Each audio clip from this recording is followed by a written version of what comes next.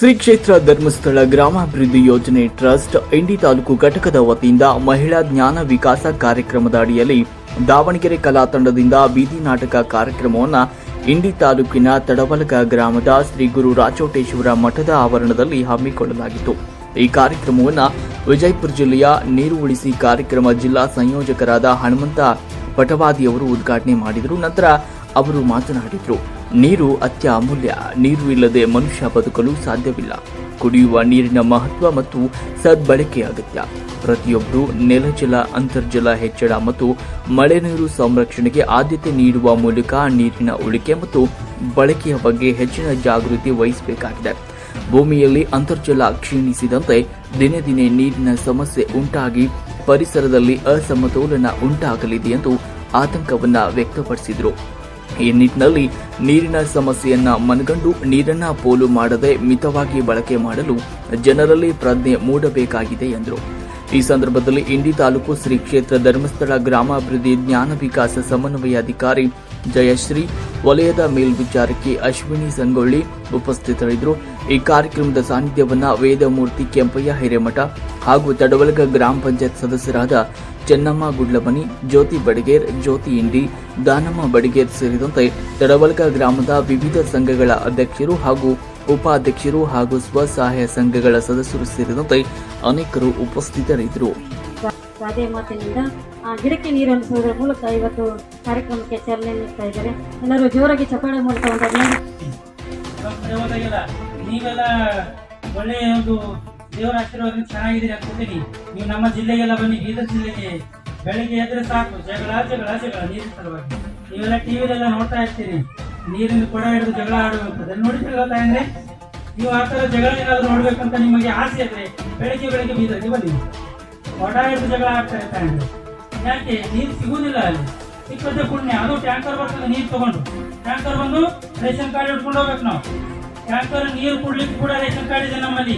ಇದು ಅಕ್ಕಿ ಕೊಡುವಂತ ರೇಷನ್ ಬಗ್ಗೆ ಸವಿಸ್ತಾರವಾದ ಮಾಹಿತಿ ನಮಗೆ ಈ ಒಂದು ಬೀದಿ ನಾಟಕದ ಮೂಲಕ ತಿಳಿಸಿಕೊಡಲಾಗ್ತಾ ಇದ್ದಾರೆ. ಪ್ರತಿಯೊಂದು ಜೀವಿ ಈ ಭೂಮಂಡಲದಲ್ಲಿ ಜನಿಸಿದೆ, ಈಗ ಜೀವಿಸ್ತಾ ಇದೆ ಅಂದ್ರೆ ಅದಕ್ಕೆ ಮುಖ್ಯವಾದ ಕಾರಣ ನೀರು. ನೀರಿಲ್ಲದಿದ್ರೆ ಯಾವುದೇ ಒಂದು ಜೀವಿ ಕೂಡ ಈ ಭೂಮಂಡಲದಲ್ಲಿ ವಾಸವಾಗಲಿಕ್ಕೆ ಸಾಧ್ಯವಿಲ್ಲ. ಪ್ರತಿಯೊಂದು ಕೆಲಸಕ್ಕೂ ನೀರು ಬೇಕೇ ಬೇಕು. ಬೆಳಗ್ಗೆ ಎದ್ದಾಗಿನಿಂದ ರಾತ್ರಿ ಮಲಗುವಾಗ ನೀರು ಕುಡಿದೇ ಮರುತ್ತೀವಿ. ಅಲ್ಲಿವರೆಗೂ ಕೂಡ ನೀರು ಬೇಕೇ ಬೇಕು. ಪ್ರತಿಯೊಂದು ಚಟುವಟಿಕೆಗಳಿಗೆ ನೀರು ಬೇಕು. ನೀರಿಲ್ಲದೆ ಯಾವುದೇ ಕೆಲಸಗಳು ಆಗುವುದಿಲ್ಲ. ಅಂತಹ ಸನ್ನಿವೇಶದಲ್ಲಿ ನಾವು ನೀರನ್ನು ಯಾವ ರೀತಿ ಬಳಸಬೇಕು, ನೀರನ್ನು ನಾವು ಯಾವ ರೀತಿ ಉಳಿತಾಯ ಮಾಡಬೇಕು, ಮುಂದೆ ಬರುವಂತಹ ಪೀಳಿಗೆಗೆ ನಾವು ನೀರನ್ನು ಎಷ್ಟರ ಮಟ್ಟಿಗೆ ಉಳಿತಾಯ ಮಾಡಿದರೆ ಮುಂದೆ ಬರುವಂಥ ಪೀಳಿಗೆ ಯಾವುದೇ ರೀತಿ ಅನಾನುಕೂಲವಾಗಿ ನಾವು ಜೀವನವನ್ನು ಸಾಗಿಸುವಂತಹ ವ್ಯವಸ್ಥೆಗೆ ನಾವು ಮಾಡಿಕೊಡಬೇಕಾಗಿಲ್ಲ. ಅಂದರೆ ನೀರನ್ನು ಮಿತವಾಗಿ ಬಳಸಿ ಅದನ್ನು ಉಳಿತಾಯ ಮಾಡಿದ್ರೆ ಮುಂದೆ ಬರುವಂತ ಪೀಳಿಗೆ ಆರಾಮಾಗಿ ಜೀವನವನ್ನು ಸಾಗಿಸ್ತಾರೆ.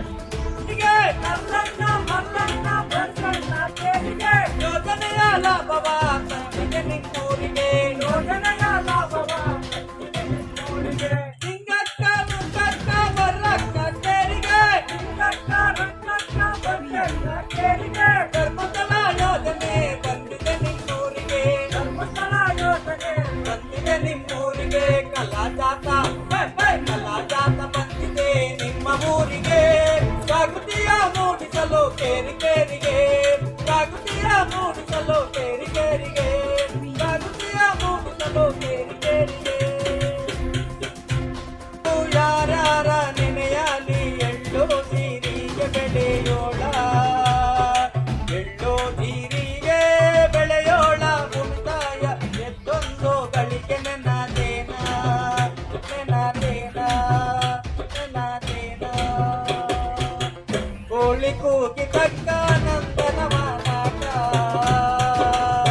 ಬೆಳಗಾಗಿ ಬೆಳ್ಳಿಯ ಕುಕ್ಕಿ ಉದಯದ ಬಳಿಕ, ಬೆಳಗಾಗಿ ಬೆಳ್ಳಿಯ ಕುಕ್ಕಿ ಉದಯದ ಬಳಿಕ.